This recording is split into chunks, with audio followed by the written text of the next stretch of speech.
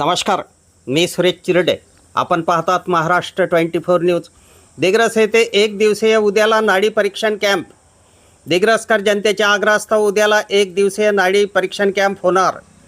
गेल्या अनेक दिवसापासून उत्तर प्रदेश मधील बिजनौर जिल्ह्यातील युनानी फार्मसी आणि दारेन हेल्थ केअर सेंटर प्रायव्हेट लिमिटेडचे संचालक मौलाना हकीम शमशीर आलम गुफरानी यांचा हॉटेल दरबार दिग्रस येथे अनेक वेळा नाडी परीक्षण कॅम्प झाला. यामध्ये हकीम मौलाना शमशीर आलम नाडीची तपासणी करून रुग्णांचा आजार अचूक ओळखतात व आयुर्वेदिक औषधी देतात. याचा फायदा दिग्रस परिसरामधील अनेक रुग्णांना झाला.